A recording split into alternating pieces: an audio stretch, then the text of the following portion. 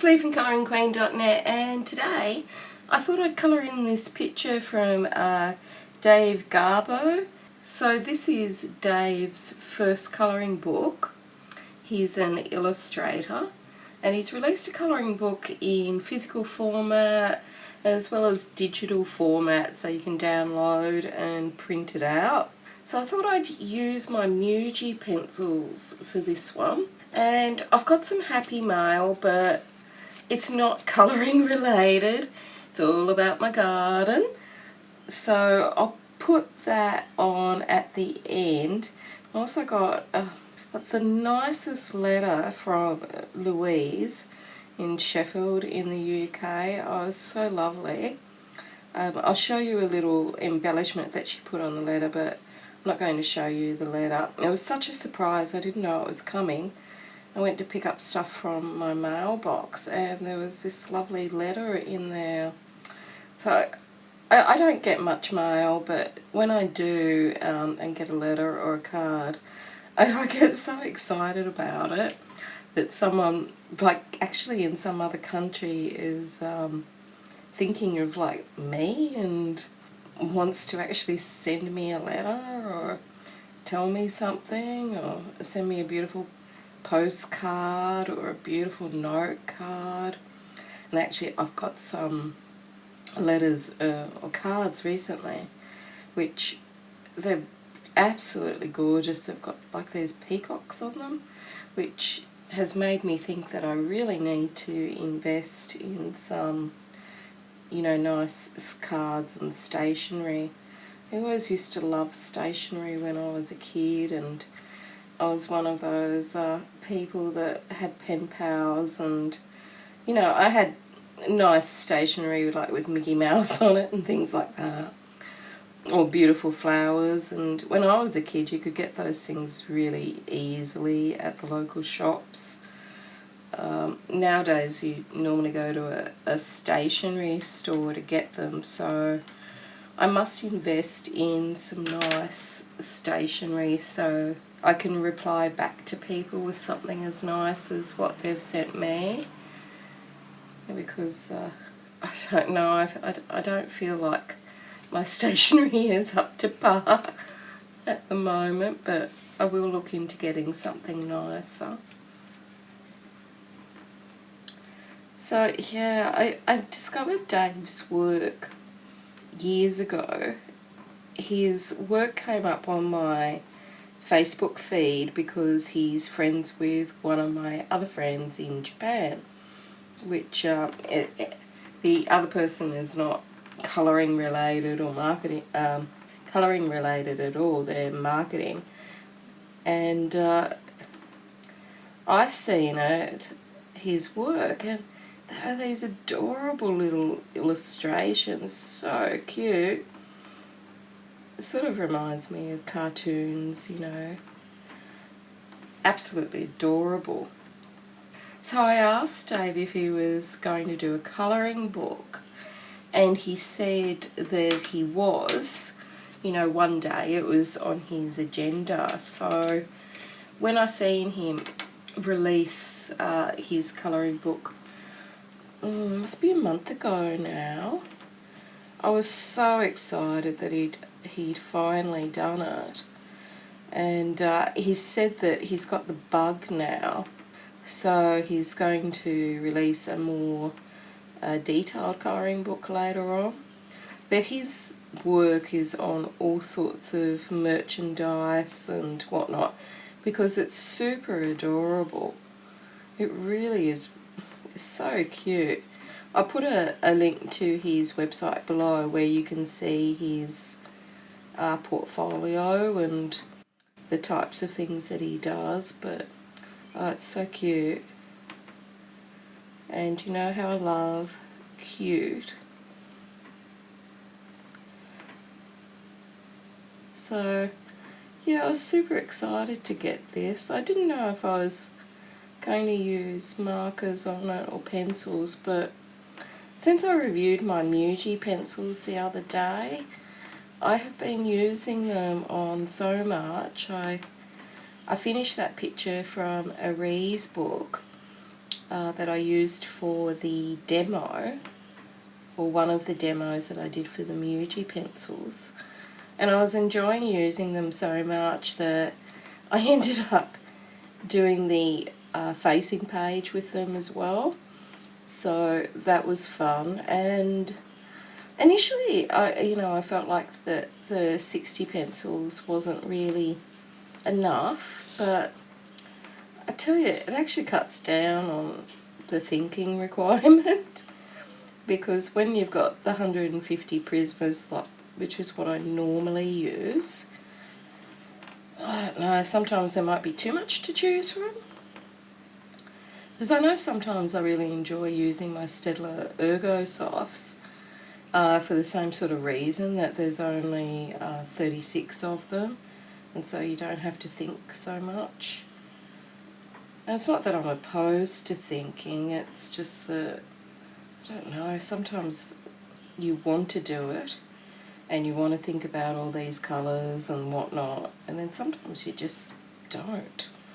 You just want to relax and take it easy. So I hope you guys are all having a great time today, and you're enjoying listening to me in the background. No doubt you're doing something else. I have to say that whenever I listen to Colour and Chats, I'm usually cleaning the bathroom, because it's opposite the computer room, and so I can, if I turn the volume up, I can still hear you from the bathroom. So, and it's just when I need to vacuum or whatnot that I might disappear.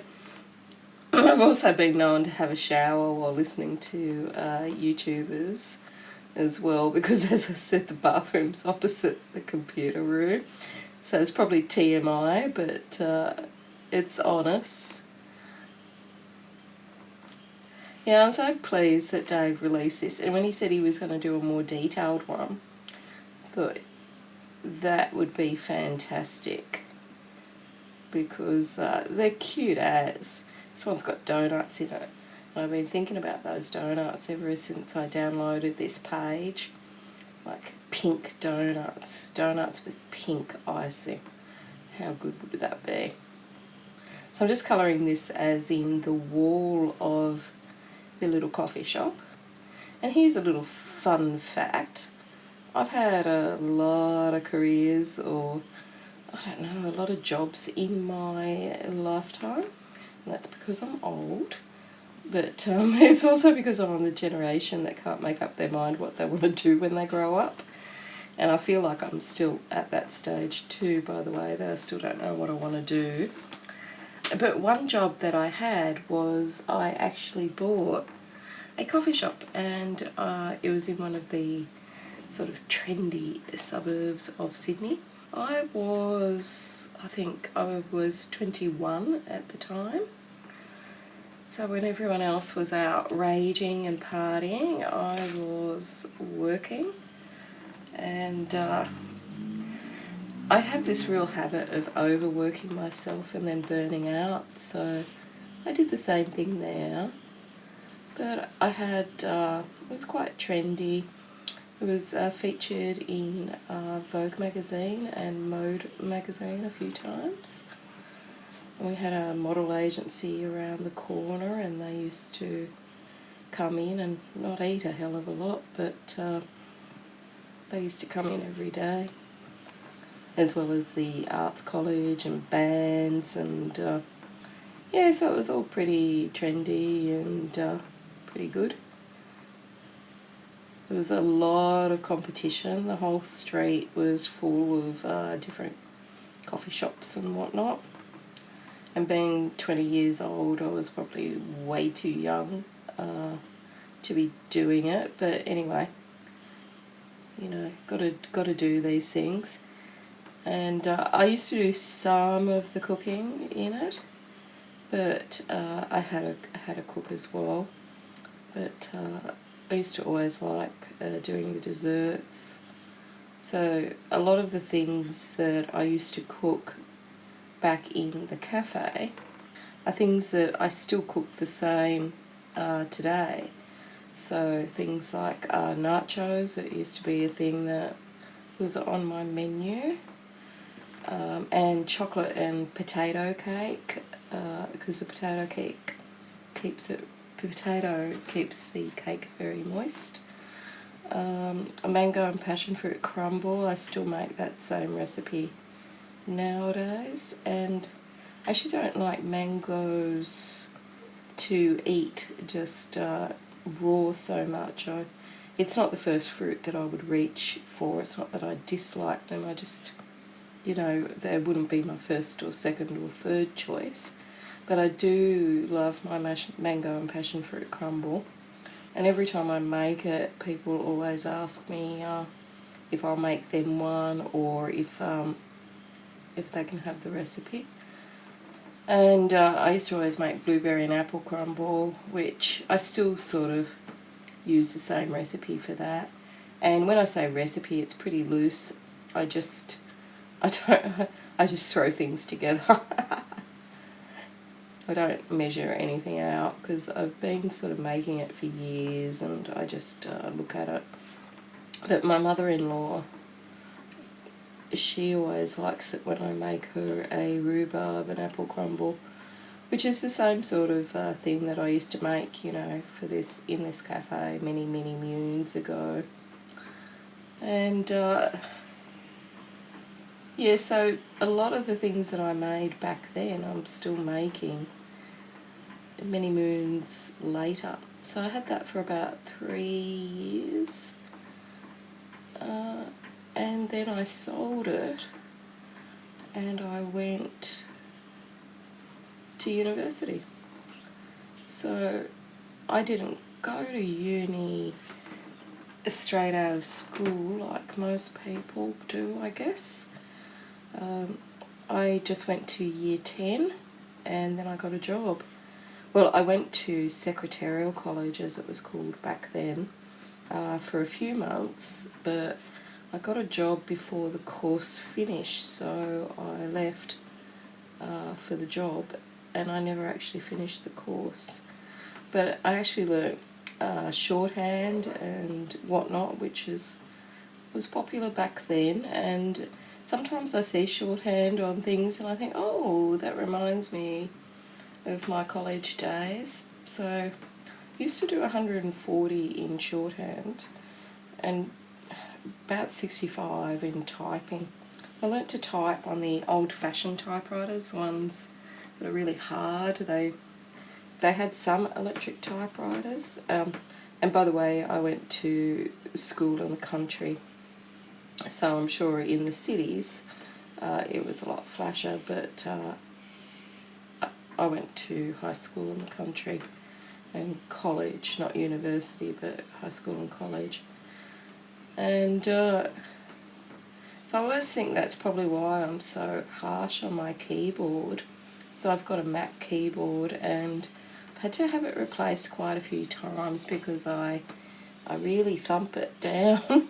And I think it's all because it's, I learnt on the old-fashioned typewriter, and they had a ribbon with like black and red, and you had to pull it out. And then the year after I left, they replaced all the typewriters with computers, and so I missed out on learning the computers at the actual college, which I ended up learning myself. So I don't know how I got from there to the coffee shop. Oh yes, so I left school in year 10, and it wasn't because I didn't want to go to uni.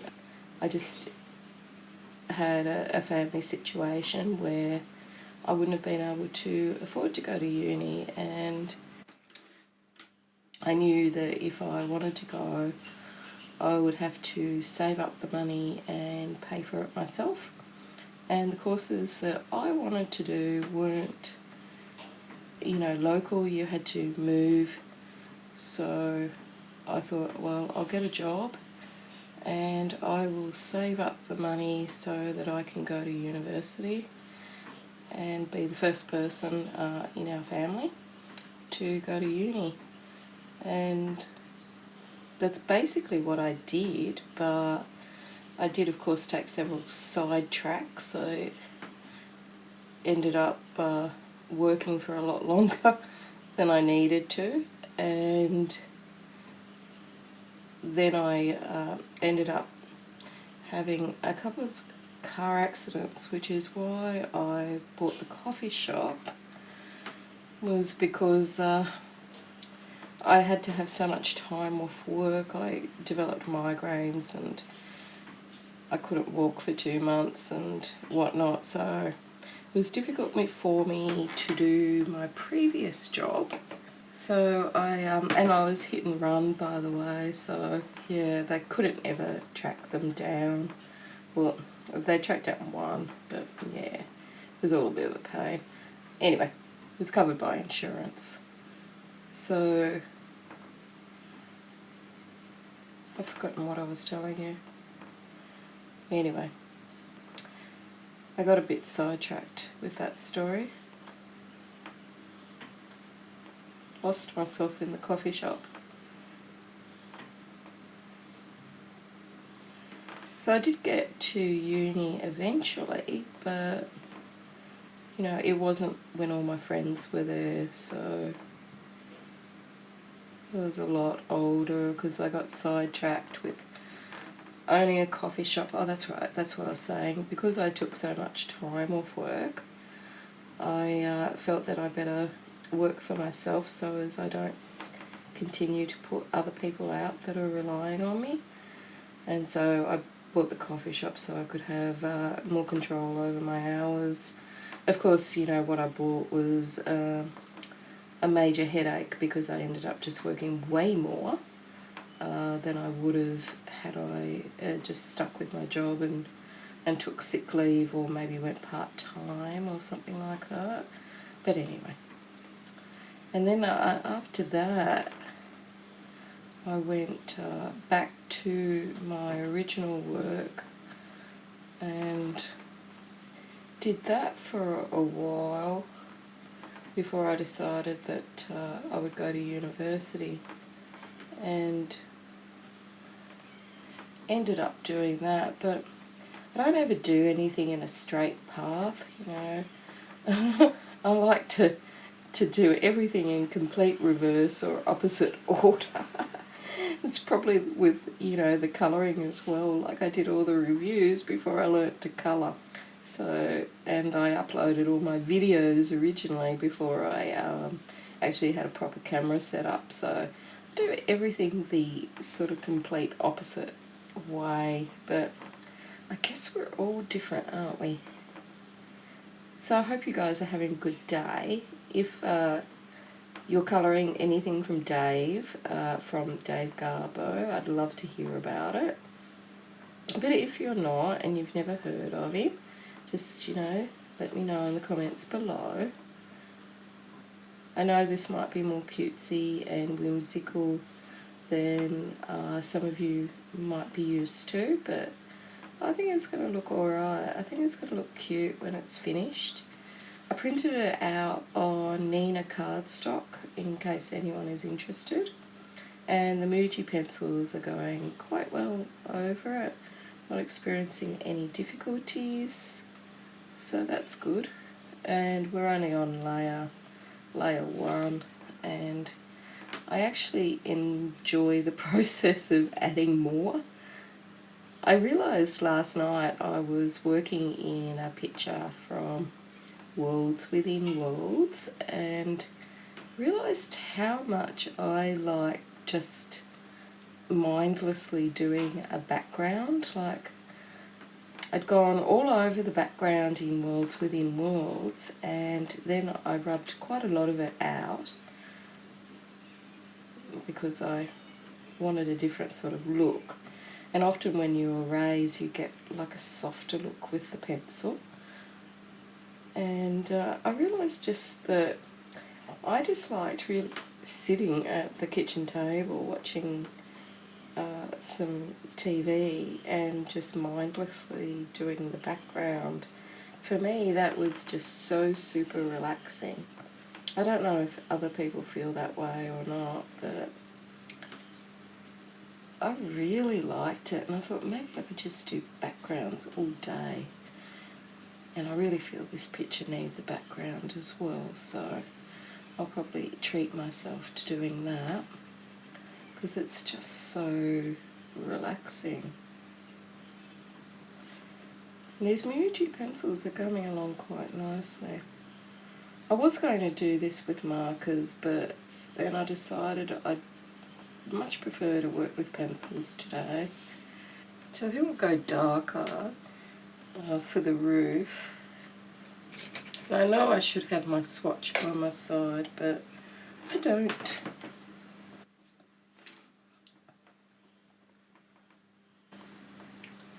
Yeah, so I hope you're all having a good day. It's been very humid here today.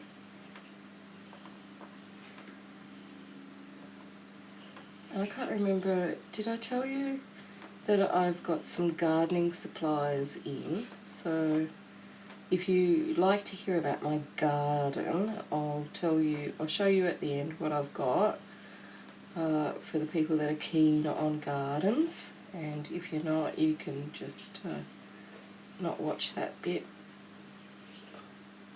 And I'll show you the cute little thing on Louise's letter, but I won't show you the letter because that's personal. But she's embellished it with this cute little decoration, which I thought was so cute. Very, very cute. So it's been warm all day here today, and then it started raining again. It just never ends. I do want to thank everybody that made some suggestions about my internet problems. It is really driving me insane. I've been able to upload a few videos this week, and not every day though, it's coming in and out. So what I'm doing is I'm filming them, and some of them I'm adding the voiceover to later because if it's raining it affects the audio, and also I don't know when they'll be uploaded because the internet is just cutting in and out all the time. So I don't want to upload something that talks about things that happened weeks ago. So hopefully this will be uploaded tonight. Today is Friday in Australia, so hopefully it'll be uploaded tonight. But I do want to thank everyone for their suggestions that they've given me about how we can solve this internet difficulty. I'm going down to see the ISP again tomorrow, and been on the phone to them for most of the week, and I just don't understand the problem. Like all the suggestions that have been made to me by both the ISP and by you lovely little sweethearts, we've tried all of those, and nothing's working, and nothing's explaining why it works sometimes and then like 5 minutes later it's not working, or it's slowed down so much that it's worse than dial-up. So I know most of you might be too young to remember dial-up, but dial-up was as slow as a wet week. So you can certainly not, upload half-an-hour videos with dial-up. It just collapses. And I can't even watch streaming things without the whole internet just basically dying on me. I wanted to watch a live stream the other day, and it just kept stopping for me, and you can't take part in the chat, so it's just frustrating when that happens. And it's frustrating because I get all excited thinking that it's now working properly, and I get all these plans and whatnot, and then it just stops. And so the other day David did some research, and he bought some cables to replace the cables that the service provider uses when they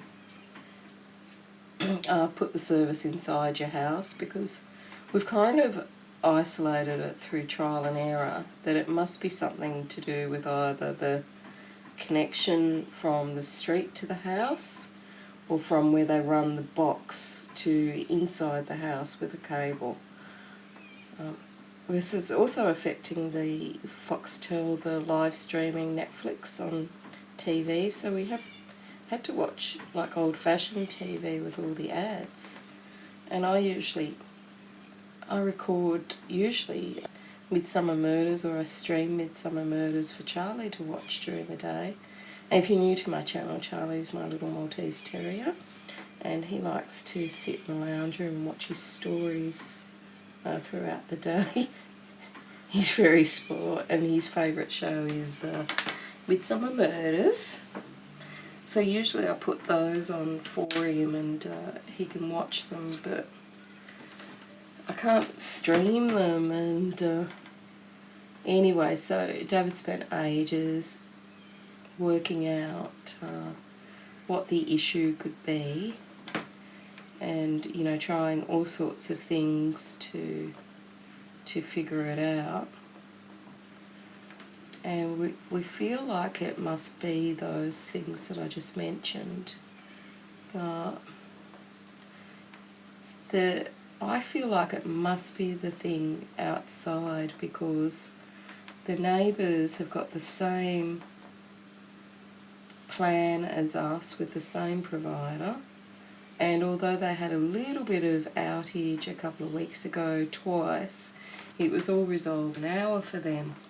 And the only difference between us is that their connection at the front of their house is not filled with water like ours is from all this rain.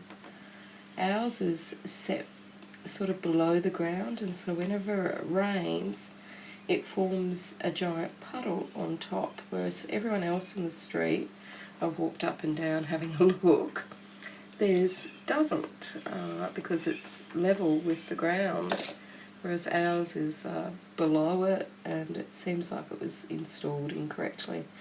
Anyway, I know obviously that those things must have waterproof casings in them, but it just seems weird to me that every time it rains or we get a thunderstorm, my internet goes and that's a giant water puddle outside.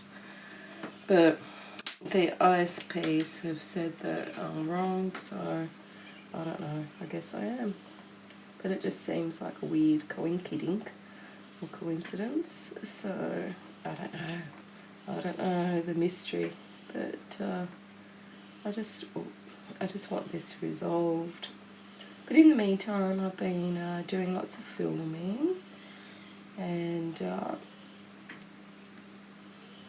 spending time with Millie, of course, and doing exciting things like the laundry, but also, you know, planning some blog posts and things like that out that I really want to get done, because they've been on my list forever and a day. I've actually had 37 draft blog posts on my blog since 2016, so I thought it might be time to get them out of draft and actually get them done.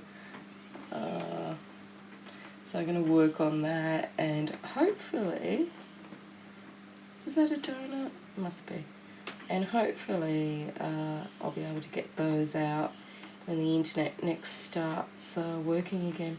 I keep doing speed tests on the internet and on the TV as well, and it just goes up and down. Like within 5 minutes it can drop in speed to a quarter, so it's very weird, but hopefully it'll be resolved soon, because I've frankly had enough. I think I would do this lighter maybe, and then I'm not sure, I think I might have put too much on there. So I don't know about you guys, if you're worried about the current health crisis, the coronavirus. I hope no one is afflicted or affected by it, or knows someone that is, or anything like that. It seems super scary at the moment, and I know that there's probably a lot of people that are anxious and affected by it. So I do understand. I'm one of those people that freaks out on anything medical, so I am worried about it, but I'm not sort of in survivalist mode or anything like that. But I am part of the group that is vulnerable to it because of my asthma and my chronic bronchitis. So any sort of cold, even getting bronchitis or the flu, just freaks me out anyway. And I also have an anxiety disorder that I have a phobia and anxiety disorder, as it's called now, with needles. So it used to be needles. I seem to have expanded it into anything medical lately. So I am freaked out that I might have to get a needle or heaven forbid get sick, because that would be the pits. I really, really don't want to get sick. But I'm not freaked out as far as food shortages go or anything like that. In Australia, we seem to have developed a loo paper currency, because everyone seems to be buying up all the toilet paper.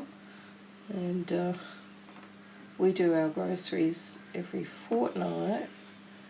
And last night when I went to do it, they've put restrictions on because people keep buying it all up and not leaving anything for anyone. So I don't know if people think we're going to eat the toilet paper, or if it's one of those things that one person thought it was a good idea and everyone's just got on the toilet paper bandwagon. But it seems like a weird thing to hoard. Like, I'd be more inclined to hoard chocolate, to be honest. And the other weird thing about it is that Australia manufactures toilet paper, so we're still going to be able to get supplies. So I'm not quite sure on why everyone just went on the toilet paper thing. But now the supermarkets are limiting some food products like rice and pasta, so you can't hoard those. I don't know where you're living in the world, if the same sort of thing is happening. So let me know in the comments below. But I think if we went into quarantine, we would have enough for the 2 weeks that everyone talks about. It'd be 2 weeks of very boring meals, but we'd have enough, I think. And hopefully my veggie patch would grow a bit more. Plus, there's always online shopping as well, where you can get things delivered.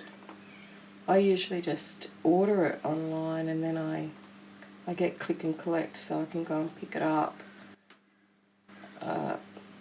For a few reasons, usually because I've forgotten something and I have to go and get it there anyway. But sometimes I want to get something from another shop and I don't want to do 2 online orders. And so I'll just run into the other shop when I pick up the first load. But I do like the online ordering system. I might give him this colour shirt. No, I won't do that because that one will be good for his skin. We'll do that on there.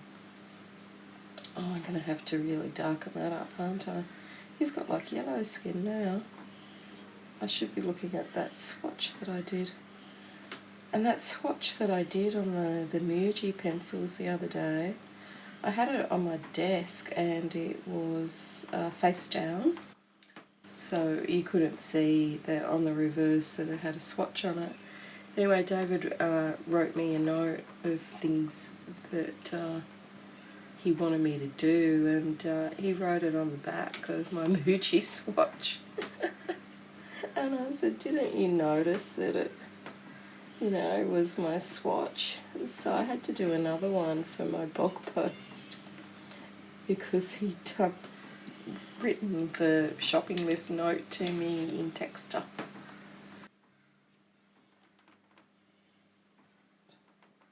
So I think we'll get him a black hat.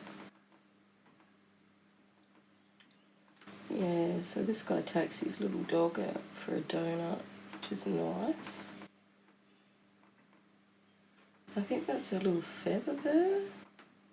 No, is it? I don't know. Oh no, it's a stem.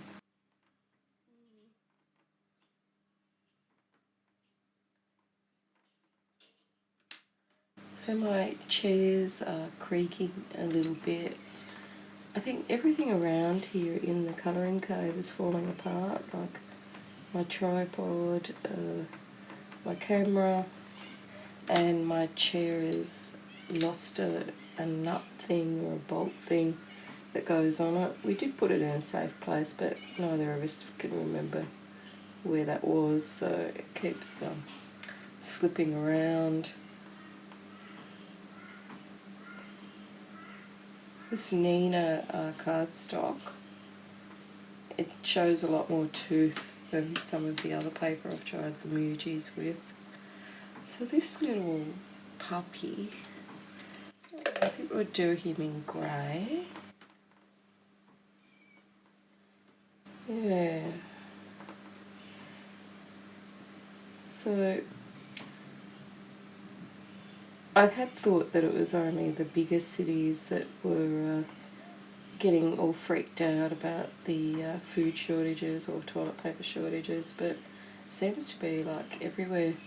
The other day David worked up the coast, and I thought he might be able to get us some toilet paper because we actually needed some, but the stores were all picked over there too, so it's just everywhere. I was able to get some last night though, so that's good.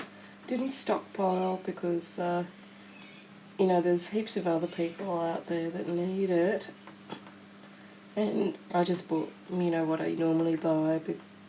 I usually buy one packet for downstairs and one packet for the upstairs bathroom. So there's so many people that need it, or they feel that they need it. I'm not sure what's going on there. Everyone has different sorts of anxiety disorders, I guess, so maybe people feel that they need to accumulate it in order to feel good about themselves. I don't know. Apparently people now, instead of going to people's places with a bottle of wine, now that they were joking around saying you bring a roll of toilet paper with you, or a packet. So I think that, I don't know if we'll turn into that sort of society. I think it'll all pass over, to be honest. I mean, years ago when AIDS came out, and swine flu and bird flu, there was all sorts of panics, and mad cow disease, another one. We've had, you know, lots and lots of panics over the years, so hopefully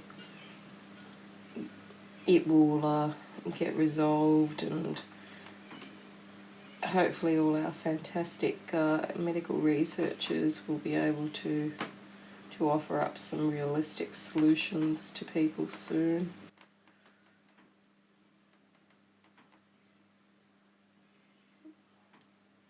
Just seems like it's a terrible for all the people affected and in quarantine. But anyway, on to happier topics.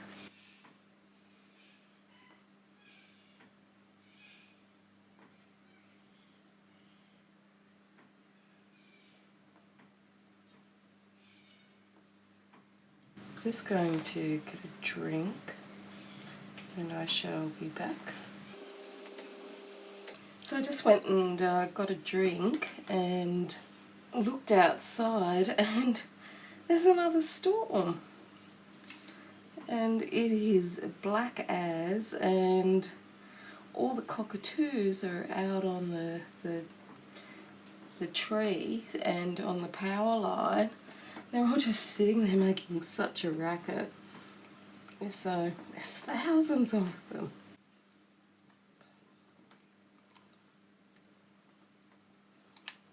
So just do this little millie. So just lay down the first one, we'll add the extra colours on after. Your Royal Highness, she just stuck her delicious little bottom in front of me. She's got the most gorgeous pantaloons. I have to tell you, the other day I stained the balcony at the front of our place. It's only small, but I wanted to get it done before it rains. So I had to sand it and clean it and go through this whole process and all the rest of it. Anyway, I got it done and put a couple of coats on it, 3 coats, and I brought the applicator thing, which is like an extension pole with a lamb's wool cloth on it. And I brought it through the house because I couldn't go down that way with the balcony because I just painted it. So I had to bring it through the house, and I had it in a garbage bag. Anyway, a bit was dripping out and Millie got under my feet, and you guessed it, she ended up with decking stain all over her. And she hates being groomed and touched and everything else, so it was so hard to get it off because she wouldn't let me wipe it off. It's water-based, so she wouldn't let me quickly wipe her fur and try and get it off. And so I've been having to wait till she's asleep and then snipping the little bits of fur off that have got the stain on it with a pair of nail scissors, so that it kind of doesn't disturb her and she keeps sleeping and doesn't realise. But even with all these little speckles of deck stain on her, she looks so cute. And I think she's got an admirer because last night I was sitting out on the balcony and I have to go out there to get my phone to work, as well as all the other internet problems. Ever since we've been here, it's been a dead zone for my phone. So I was trying to send a text message, and to do that I have to be outside. So I was sitting outside trying to send a text message, and there's this cat that sort of looks a bit like a Burmese, and Millie's a Himalayan. And it was walking around the garden, and I've seen it in here that many times, so I think it's a he, and I think he might be keen on my little girl. Maybe he wants to ask her out, but that's not going to happen because Mummy's not going to let her have a boyfriend. She's de-sexed anyway.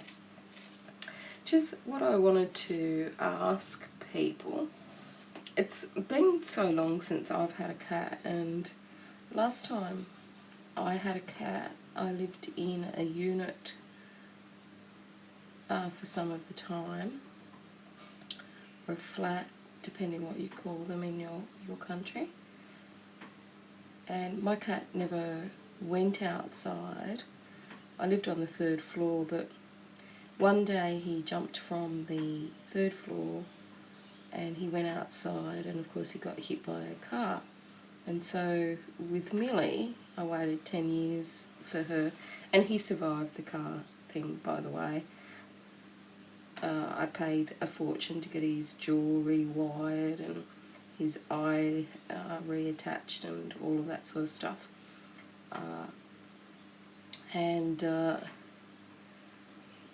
I got to have him for another 10 years or so, which was great. But with Millie, I've always been very careful to keep her inside, because when you adopt, one of the things that you have to agree to is to keep them inside, because cats love to chase the native birds and kill the wildlife, etc. But I know a lot of people let their cats out, like Millie's boyfriend. He's roaming the streets, and there's another cat in the area. He comes out of a night and he walks right down the middle of the road, and he's got a real swagger. So we call him Cowboy Cat. Don't know his name, but we've always called him Cowboy Cat because he's got that swagger. He's like a John Wayne swaggering cat. So he goes out at night, and Millie keeps trying to get down the stairs, and she'll usually get to the bottom. She's done it a couple of times this week. She gives me the slip when I'm trying to open up the door to take out the garbage or something, and she'll race straight down the bottom of the stairs, and then she'll go exploring on something. And obviously I don't want her to go out because first of all she's a rescue, and I don't know how she got into the rescue facility. Like, we don't really know anything about her previous life, so I don't know if, you know, she gave her previous owners a slip that way. And second of all, we promised to keep her inside. That was one of the things that we agreed to, in a fenced yard, and they're really quite particular. And thirdly, we've still got construction material around, and I don't want her to get hurt. So I've put her on a lead before, and I've taken her downstairs because she seems to really want to go. But she just sits there and doesn't do anything. She won't walk, she won't do anything. And I think she likes just escaping and running down the stairs more. So my question, finally, is if you have a cat, do you let your cat outside? And if so, do you put them on a lead? And if you've got any tips or anything for me. I've looked at those little outdoor enclosure things that you can get, and my issue is with them is that I've got nowhere that I can put them so that she can access them from the house, because the doors that we have are all sliding doors, so they're too big, and the windows are on the first floor, so it'd be dangerous. I know you can get some that hook out as a window ledge, but I'm a bit worried about that. So if you do have a kitty and you let your kitty outside, if you could give me some hints or some things that you do to ensure kitty's having a good time, but also where they're not in any danger. I'd hate for her to get scared and run away, or, be terrible. So if you've got any thoughts, or maybe I should just, not give in to her and just keep her inside all the time. But I think she's bored and she wants to explore, which I don't blame her. I get bored as well. So, and the thing is with Millie, I just give in to her on anything that she wants, basically. And same with Charlie as well. So I'm probably the worst,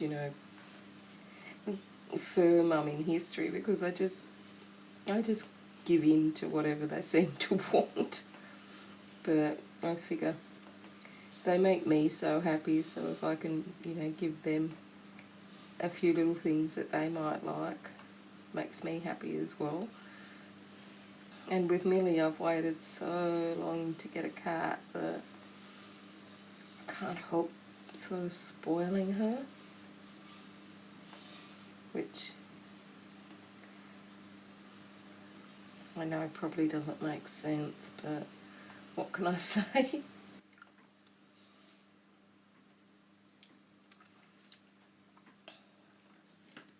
I don't know what colour cup he should have.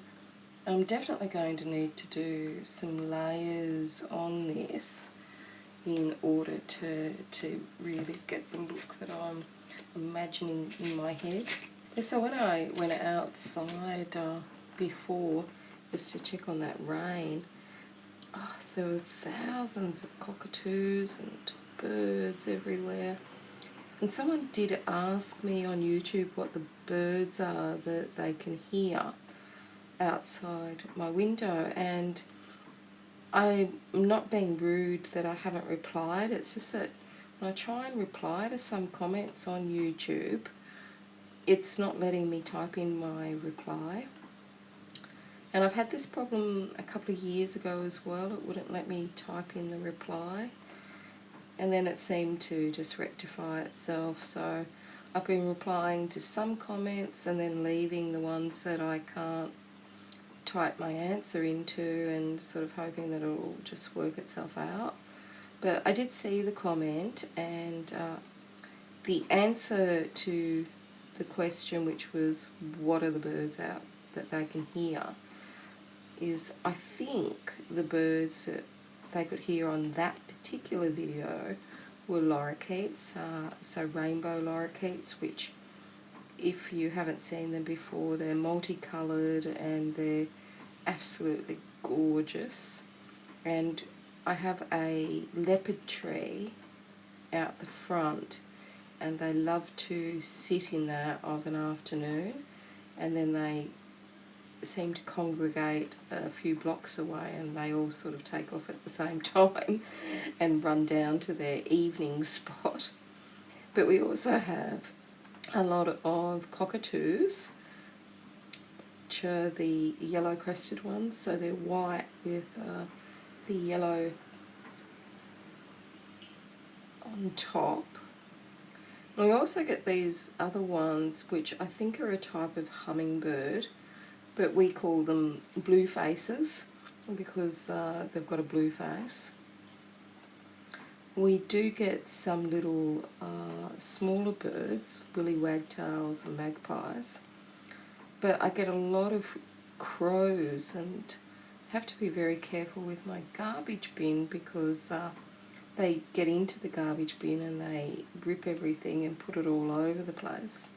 So a little while ago I had a chocolate cake that I'd put in there, and Mr. Crow distributed it all across the front lawn a few days going.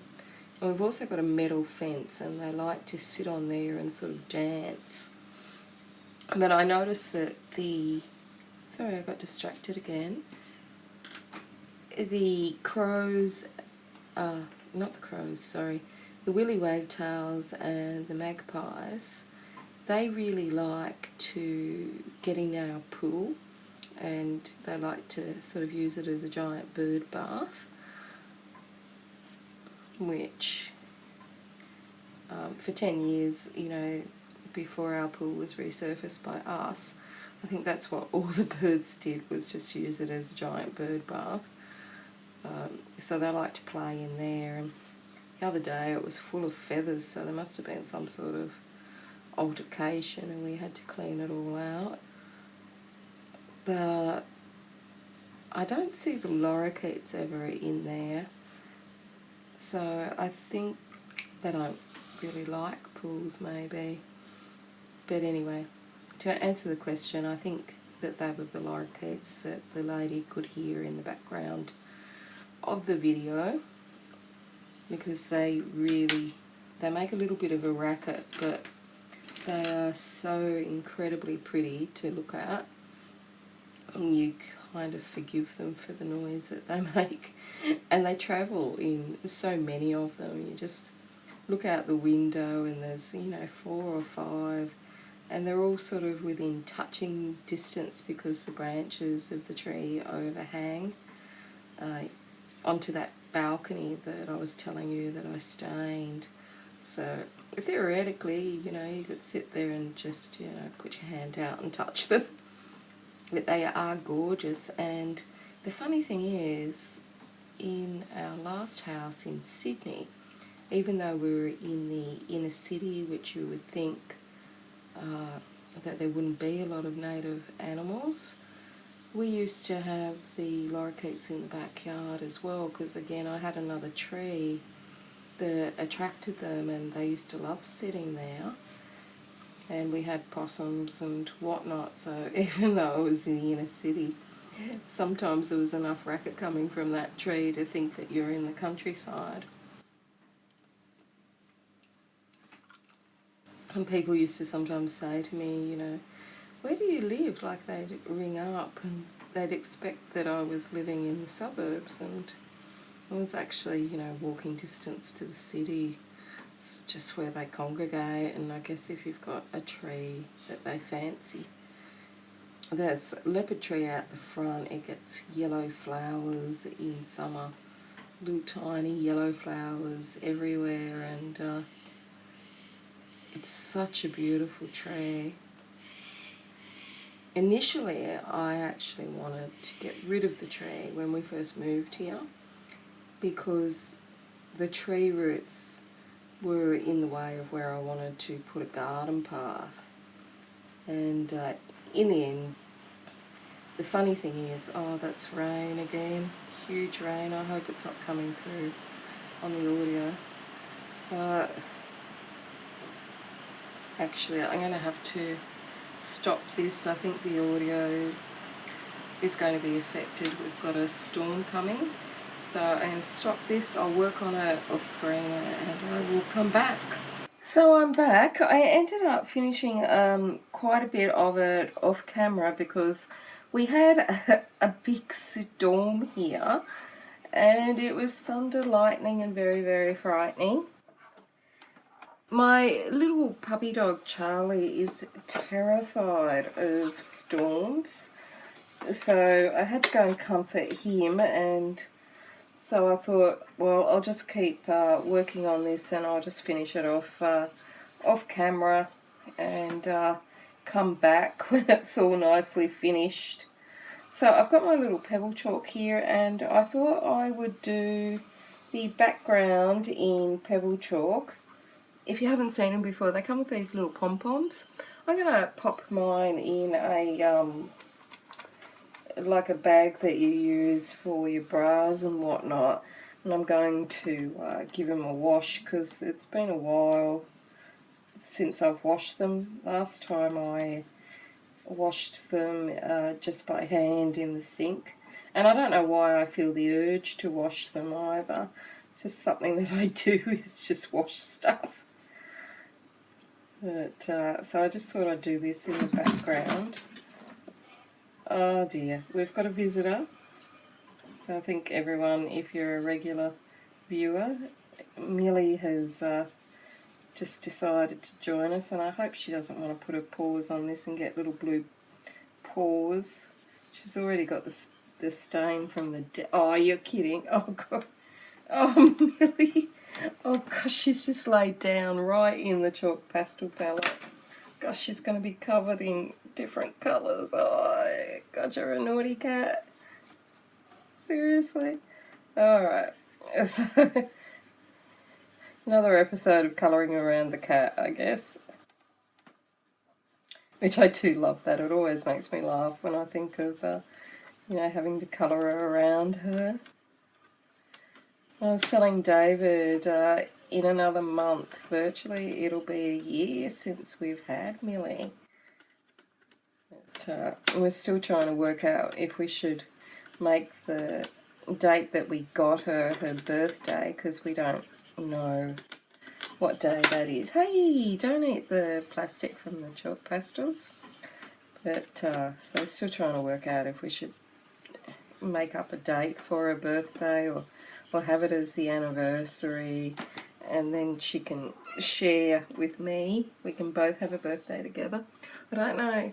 I'm sure you can't see this. She's sitting right all over the pastels. I had to move her from them, but she's a funny little thing. She's going to end up with different colours all over her beautiful fur.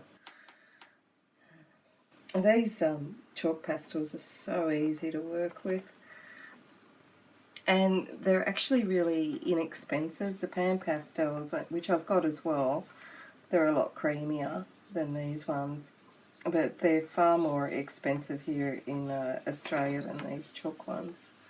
And these are just good for doing a big background area if you don't want to use pencils. and you can just flop the colour around and mix it up a bit. The little pom-pom things are what you use to spread it about.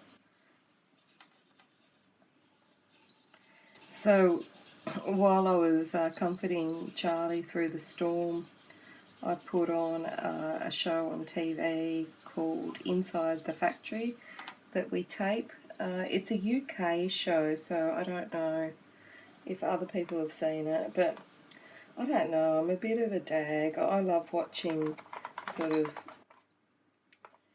behind the scenes type things. So Inside the Factory tells how things are made, and it takes you from the process of when a factory gets an item all through the production line. So this one, it was based on an Italian brand of frozen pizzas, and they took through like from receiving the flour, the type of flour that they buy, and making the actual pizzas and freezing them and getting them sent out, and it sort of measures from the time they receive the primary ingredient to the end. So I think it was 9 hours to produce like 2,000 or a bit less pizzas, frozen and ready to be exported to the UK. But it was just fascinating, like the things that they do. I get fascinated by these things. I don't know about you guys, but if you do watch Inside the Factory, let me know in the comments below which one was your favourite episode. I like them all, but there was one with making tinsel, which I thought was quite fascinating, but you never really think about how these things are made. You just sort of buy them and don't really think about the production process unless you're involved in that or you work in that area perhaps. But I thought it was fascinating. So what they do is they make the dough first and in little balls, and it rises and whatnot. And then they actually make the puree topping, which they dilute with water and oil, and they put that on top of the uncooked dough, and then they cook it really fast for 80 seconds. And it was a wood-fired product, and even though it looked like a normal commercial oven, they actually had the wood flavouring chips there, so it produces the wood taste. And the conveyor belt that the pizzas were all going on was actually a volcanic stone, so it gives it that stone-baked, wood feel. And so all the complicated machinery that they had just to produce the proper topping level of the tomato base. Then they had this giant cheese grater that cut the mozzarella. And because they go around and they sort of go through the whole process, they had people, scientists talking and food tasters talking about why mozzarella is used, and it's because it browns, and the moisture content in it makes it brown easy and go stringy without sort of producing too much oil, whereas cheddar, etc., you can use it, and Gruyere, and I think they tested feta as well. You can use them, but because of the moisture or the oil content, you end up with like puddles of oil, or it's too wet. So anyway, they cook it, just the base with the topping on it, for 80 seconds, and then they actually, that includes the cheese topping with this giant cheese grater thing, and then it all gets reused, so what cheese drops on the conveyor belt goes around another time, and so it might go 3 times, but there's no wastage on the items. And then once they have gone through that process, then they put the toppings on. So this one was pepperoni, and the pepperoni was sourced from Austria. So they take you to the place in Austria that makes the pepperoni, And it was a real process too. There was like a starter that was added to the pepperoni, like you use with sourdough, for example, if you're making your own bread, which was amazing because they had so much meat, like a mix of frozen and fresh meat as well as fat. And then they just had like half a jug full of starter mix for this massive load of meat, which I thought you would be putting in way more than that. And they showed how you put all the salt in and whatnot, and they basically leave it to cure for 2 weeks, and then they uncase it by hand, manually take the plastic wrap off and cut it up and send it off to this place that uses it for pizza topping. And then they had this weirdest machine that you put the rolls of pepperoni in, and it sort of all stands up in these little cylinder type things, and there was a lady and her job was just to keep them from falling out. And I thought that was fascinating, that was the only way, with all this high tech, that was the only way that they could cut the pizza slices to that length. And then after that they had a smaller size pepperoni which people were manually putting on, and they had all lasers set up so that the right amount of toppings landed on these pizzas. And it was really intriguing if you're you know, a bit geeky like me and you like that sort of stuff, because I love looking at how things are made. And I really liked the one on tinsel. I don't know why. I think we watched it near Christmas and I thought it was kind of fascinating, that this whole method of making tinsel. But I do find those shows interesting, and I do watch quite a bit of TV from the UK. I guess it appeals to my sense of humour and whatnot. But I do like Inside the Factory. And they used to have some other show called You Are What You Eat or something like that, and they'd line up all the food that people ate in a week and sort of put it out. And kind of glad that I've never been on one of those shows. I think I just see a lot of chocolate. I'd probably be chocolate shamed. Yeah, so it's sort of hard to stop with these pebble chalks because there's so many of them. You just enjoy, you know, flicking them around on the page. So much easier than colouring the background in by pencil.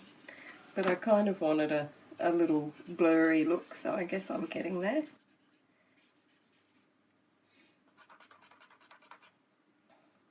So anyway, the rain, the storm was yesterday, so I've taken a day to get back to this video because I did end up finishing the picture at the dining room table and spending time with Charlie and watching Inside the Factory and whatnot. But then this morning it actually wasn't raining for a change, so I raced outside and mowed the lawn and whippersnipped everything, which because David always says to me, why do you like doing it? And I think it's because you see an actual sense of accomplishment. You feel like you've actually done something and you can look around and go, well, I did that. And also, it's also good exercise because really I sit on my bum quite a lot and don't do anything, even though I've asked David to move the treadmill into the lounge room so that I can use the treadmill. And I've had it in the lounge room before, and in all honesty, what I've used it for was to put the clothes basket on for the laundry. So, you know, he did ask me if I wanted to actually plug it in and put the cord onto it because it's electric. And I do understand what he means, because every time it comes into the lounge room, I end up hanging things off it and using it as a drying rack or using it to rest the laundry basket on. Or I use it for anything actually except for its intended purpose of as a treadmill. But this time I'm going to be good and I really need to lose some weight, so I'm going to use the treadmill. There was a time, several years ago before I got really sick, where I was an actual gym junkie. I used to go boxing a couple of nights a week, and Zumba, which I really enjoyed, yoga, Pilates once a week for each of those, and I used to lift weights as well. And then I don't know what happened, it got cold, or I don't know. And anyway, I didn't do anything, and now I'm just like a couch potato. So I figure if I move the treadmill into the lounge room, I can watch telly and do something as well and try and get a bit fitter and lose a bit of weight. I don't think I'll do any more of the pebble chalk in those. This is what they look like. I've probably mixed my colours around a bit, which is why I'm going to wash my little pom-poms out. But they come, each colour comes with 3 little pom-poms. And you can get these in other colours as well. I think this one's the brights. I've used this palette a lot over the years, and I've had it for years, but it really lasts. I haven't made a dent into any of the colours, so I think I'm happy enough with that, with the background. So I might add some spikes to Mr. Cactus over here. So just put a gel pen on that, do some flicks. So Millie's gone into her little cubby house. I can always tell what time it is because she likes to go in her little box cubby house in the afternoon, and it's on my desk, so she'll come in to get into the cubby house. Yeah, where else can I put this green? Maybe over here? It's just a green gel pen. These aren't fancy, they're just from Aldi supermarket. They often have them on sale when it's back to school or when it's Christmas time. And I've had these for a few years now too. They do tend to last me because I don't really use that much gel pen. Only because I hate it when they run out. And I know you can get refills, but in Australia it's harder to get gel pens with refills than it is in the US and the UK. And I thought I might do some sparkles and put this red stickles, well, it's called Tickle Pink, but I thought I might put that on the donuts sign. You can't really see the green that well that I've added with the gel pen, but anyway. Yeah, so I quickly ran out and did the lawn, but now it's coming over all black again, and it's definitely going to rain again. Oh, and the other thing I did after I left you guys is I rang up my internet provider again, and they tell me that the NBN people are doing work on here until the 10th of March, so I still won't be able to get a technician out, which is annoying. So, oh, sparkles. I don't know if you guys can see that, but that is so cute. Oh, really, really sparkly. Actually, I'm going to see if I've got some more stickles to maybe add to the donuts. So I don't know if you can see how sparkly it is, but it's adorable. This has been really super fun. I'm going to see if I can see something put on those donuts. So I found 2 that might work. One's called Stardust and the other one is Coffee Ice. So I might try the Stardust and just try and give those donuts a bit of sparkles. After I finish this, I'm going to go to the hardware shop. David is going to put a shelf up for me so that I can take all of my pencils and pens, etc. out of the current racks that I've got and put them on a shelf above my desk. So I'm so running out of space here, it's not funny. So he can put the shelf on the wall, and then I can just reach up and grab the pencils and pens, but I'll have to reach up with a step stool because I'm only pixie sized at 5'2", so I won't be able to reach where he's putting it. And he says that they don't hold enough weight, so that I can maybe put something heavier on the existing shelf and use the second shelf for my things. So we'll see. Maybe I should put some green stickles on those because I think that could be sparklier. Yeah, so I've only got one green. It's called Mint Ice. So we'll see how it looks, just to give it a bit of sparkles. I don't know if I'll be able to do a nice fine line. We'll see. Can't even get it to come out of the tube at the moment.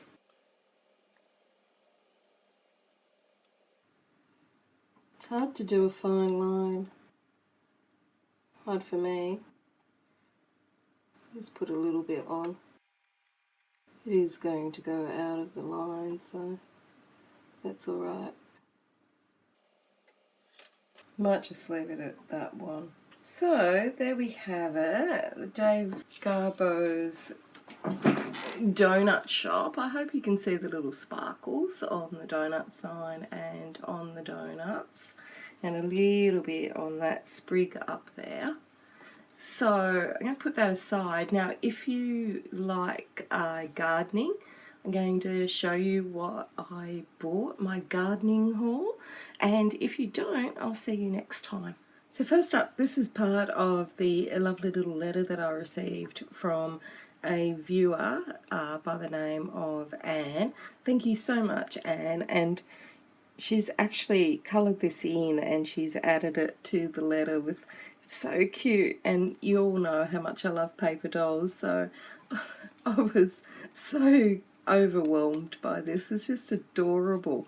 Thank you so much. It's just so cute, and it's going straight on my little corkboard where I save all of my special things. So this is the gardening stuff that I got. So if you're into bulbs, there's a place in Australia called Tesselaire where you can buy bulk bulbs, and they even give you some little plastic gloves. I don't know what that's about, but you can buy them in bulk. Now there's plenty of other places that you can buy them from as well, but they had a really good special on, so I thought I better take advantage of the special before the planting season starts. So I went and bought a box full of bulbs, and I guess it's a bit like colouring books. You start off wanting one bulb, and because the special was so good, I ended up getting quite a few. But I do have a really big area to fill,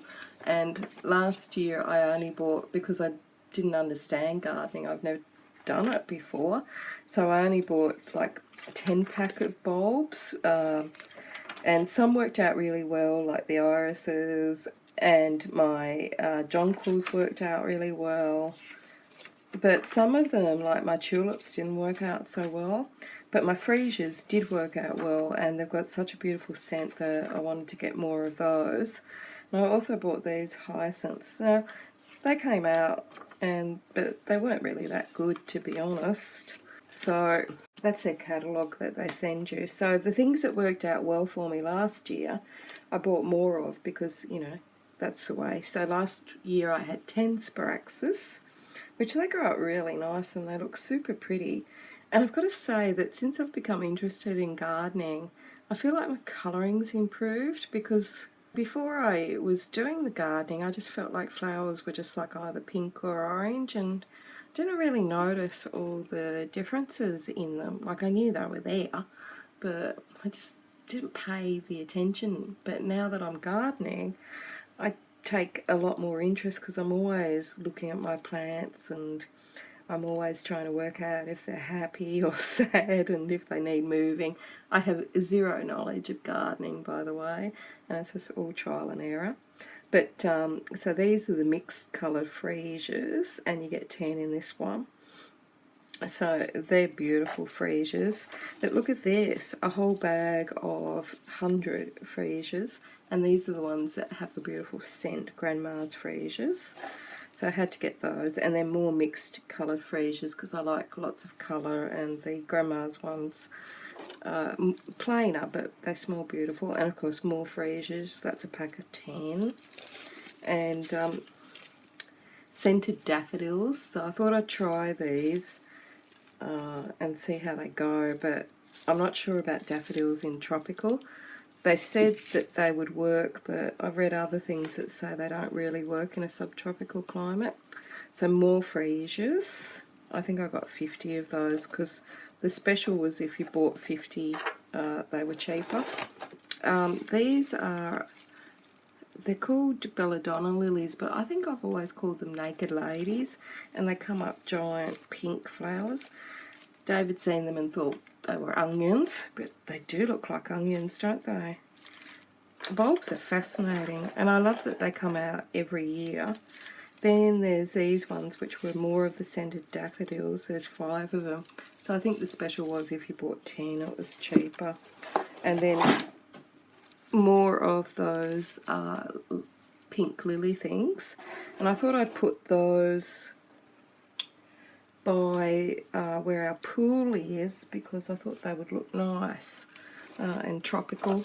I've got canna lilies out there and frangipanis and hibiscus in the pool area, so I thought they would look nice, but I'm really I really have no idea. And so I also bought some seeds. So at the moment I've got a couple of little plastic greenhouses that we got from Aldi and Bunnings, and I put my seeds in them. I used to love buying seeds when I first started gardening last year. They had the pretty pictures on the packet, but then I found that there was this place online if you're in Australia. It's called the Seed Collection, and everything is cheaper, but it's a bit boring, like packaging wise. Like you just get these little plastic bags, but they're only $1 up against the normal price of what seeds are. So, and they're very quick, you know, they send things out very quick, and they've got a really big range. So I bought more broccoli. These azalea flowers, I haven't tried those before. So at the moment I'm still in like that testing phase of trying to work out what things work well and where I should plant them. So I'm making lots of mistakes, and a lot of my plants have suicided, but you know, a lot have done well. So I've got zucchini, capsicum and broccoli and silver bee, but there's no pretty picture, so if you want to look at what the flowers look like, you actually have to, you know, go online. Now some of them, the seeds are so tiny. So they had this little gadget thing that you could buy for $2 or $3, which I'm still waiting for mine. And you put the seeds in it and it apparently distributes them.